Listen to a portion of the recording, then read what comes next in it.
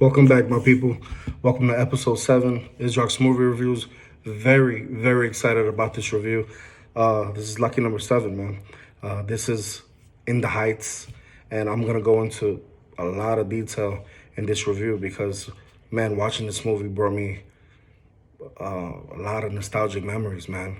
I grew up in late 90s, early 2000s in the south side of Williamsburg, which is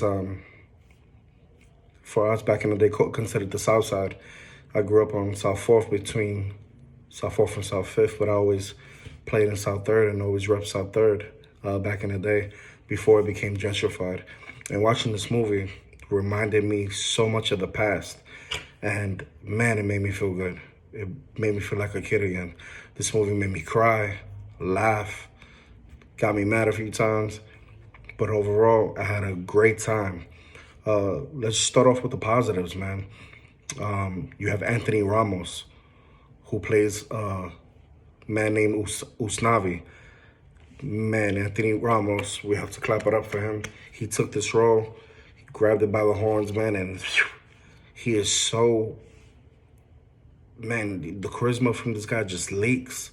You gotta love him. And as a fellow Puerto Rican, man, I root for him hard. You know, whatever he does in the future, kudos to him. Congrats and good luck and best wishes to him. I hope he succeeds and kills Hollywood, and we're gonna get into it. The story follows him. His character's name is Usnavi. He's a bodega owner in Washington Heights, with big dreams of reopening his father's bar in the Dominican Republic. But it really follows an ensemble of friends, which basically are family, lovers, living through what feels like the last days of a neighborhood that's being lost little by little to gentrification. Just like I was telling you back in the day what happened to my part of Brooklyn. And even though now we look back at it, it happened for the better. But, as things rise, things get expensive. What happens to us? We get shipped out, we get moved out. So, to call New York City a character in this movie, it's kind of like a cliche because it's a truism that burst into life in this film by John Chu. Not simply through the shots of streets and landmarks, but through the way each corner, each sidewalk just brims with life, love, and culture. Usnavi runs this corner store with his cousin Sonny, who's undocumented, but we'll get to that later on. He's a teenage activist, and the rest of the cast is largely introduced at Usnavi's grocery store as they all stop in for coffee. Then you have Usnavi's one of best friends, Benny, who's played by Corey Hawkins. Did an amazing job. He plays an upbeat taxi dispatcher, and Benny is loyal and very diligent to his boss, which is, his name is Kevin Rosario. Leslie Grace plays his daughter, and he's also the owner of the dispatch service. Leslie Grace comes in home from the summer after a year away. She goes to college. She goes to Berkeley. And then you have Usnavi's crush, which is Melissa Barrera. Such a beautiful talent, man. This woman could sing. She's beautiful, and she could definitely act. And she has a few dancing scenes that, you're like, wow. And she's on the verge of moving downtown to follow her dreams of being a fashion designer.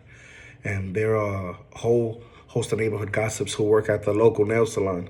And if you go to a nail salon, you go to a barbershop, you know what you do, you gossip. And there's 3 main girls in this movie that, they have you laughing hysterically throughout the movie. Then you have a minor role of Lin Miranda, who, God bless this man, he keeps rolling out great project after great project. And he plays a piragua, man, Very, very minor role, but, the time that he's on the screen, he does make an impact. And to tie it all in, you have the local matriarch, which her name's Claudia. She's a Cuban woman who practically raised the entire neighborhood and whom they all love, and co-abuela. We had one of those back in the day also. There was a one on every block, it seemed like. And she's another Cuban immigrant. She often speaks of dignity in the face of adversity and the ways people can leave their mark and be remembered. Her words now feel more vital in this movie because, spoiler alert, she ends up passing in the movie.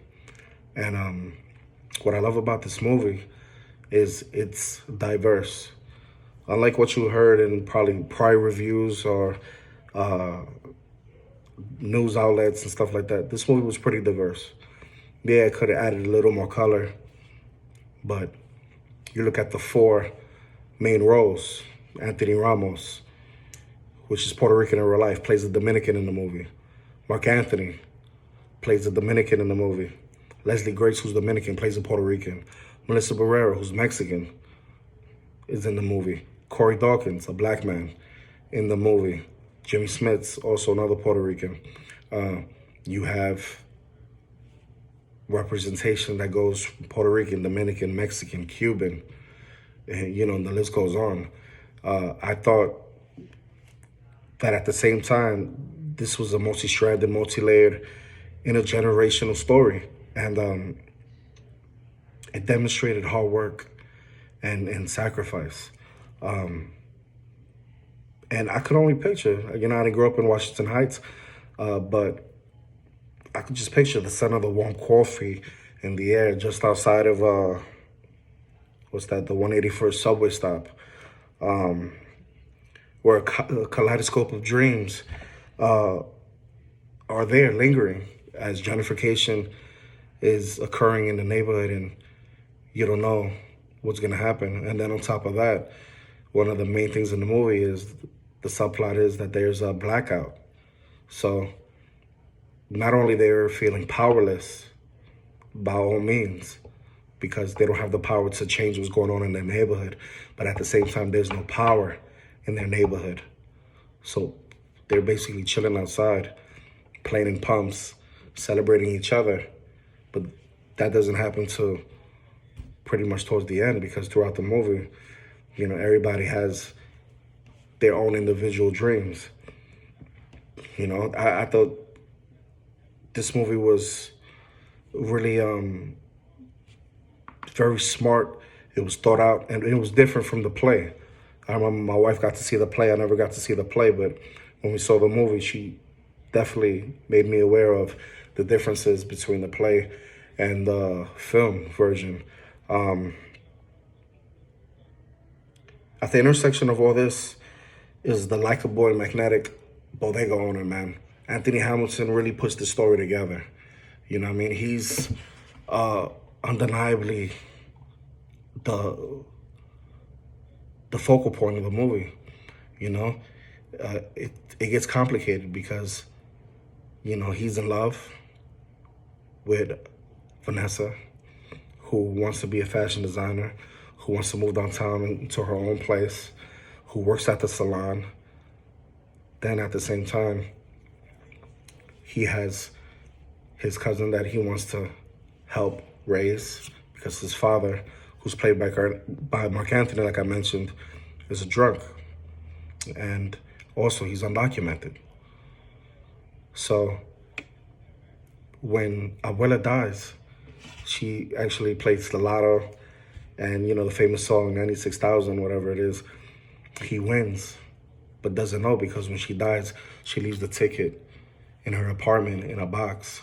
And when he's cleaning out the apartment, he finds it and he forget about it, celebrates in the air. He takes that money and he gives it to a lawyer to start paperwork for his cousin. So that way he could officially, become a citizen, get his green card and all that. That just showed the outright human that Usnavi was.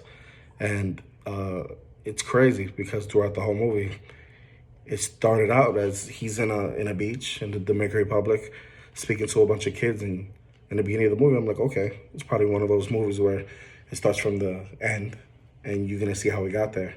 I'm thinking all these kids are his, and no, it was just his daughter. And then you find out later on that the daughter, he ends up having it with Vanessa. Vanessa ends up staying with Usnavi in New York and basically making the bodega kind of like a sanctuary and a memory to Usnavi's father. And what I liked about it was John True's approach as the director in this movie was very multifaceted. You know, depending on the scene or song, the film grounds itself in naturalism. The actors, though they sing their hearts out, measure their performance for the camera rather than the back row of the auditorium. You know what I mean? They right there.